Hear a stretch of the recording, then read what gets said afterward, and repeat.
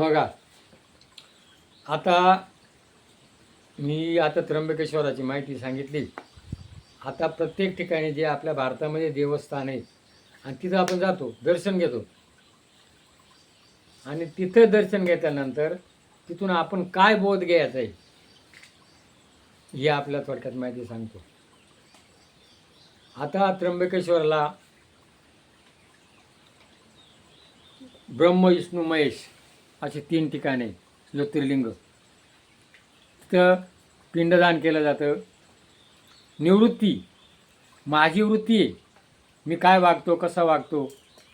मग निवृत्तीनाथांना ज्ञानदेवाला उपदेश केला आणि मग मी काय केलं पाहिजे, परमार्थ केला पाहिजे, माझ्या जीवनाचं सार्थक केलं पाहिजे, हा उपदेश तिथं घ्यायचा आहे. आता काम नाही, तिथं त्या मुलांना गौतम ऋषींना आईला उपदेश केलेला आहे. आता आपण जटायू, तिथं जटायूना महिलावर होणारा जो अन्याय हा पक्षानं दूर केला. आता पंढरपूरला गेल्यानंतर काय पुंडलिक काय करतोय, आईवडिलांची सेवा करतो. मग आपण घरी आल्यानंतर आपल्या आईवडिलांची सेवा केली पाहिजे. काशीला श्रावण बाळांना आईवडील नेली. भैरवनाथांना तिथं शंकर पार्वती सेवा केली, कोतवाल झाला. तसं आपण सुद्धा आपल्या आईवडिलांची सेवा केली पाहिजे. द्वारका कृष्णानं काय केलं, यशोदा, नंदराजा सगळ्यांना आनंद दिला. आपले आईवडील तुरुंगात होते, कंसाला मारून त्यांना मुक्त केलं, आईवडिलांची सेवा केली.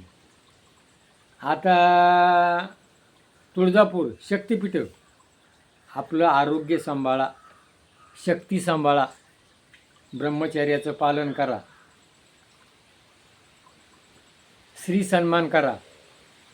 आता आपण कुठं जातो, खंडेरावाला, जेजुरी.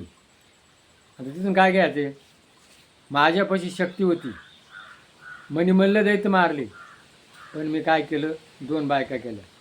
2 बायका केल्यानंतर झगडी भानगडी, 2 बायका केल्यानंतर समाधान लागत नाही, कलह होतो, म्हणून 2 बायका करायच्या मागे लागू नका. हा उपदेश कोणाचा आहे, खंडेरावाचा आहे. रात्रभर गोंधळ करतात. मग आपण गोंधळाला जातो. हे तो काय,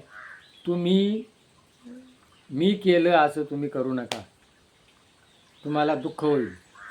तिरुपती बालाजी, त्यांनी 2 बायका केल्या, एक गडाच्या पायथ्याला, एक कोल्हापूरला. तुम्ही माझ्यापाशी संपत्ती भरपूर आहे, पण तुम्हाला सुख मिळणार नाही. म्हणजे हे जे देवस्थान आहे, इथे गेल्यानंतर आपण काय करायचं आहे, तो बोध घ्यायचा आहे. म्हणून या ठिकाणी जा आणि हा जो बोध आहे हा आपण प्रत्येकानं घ्या.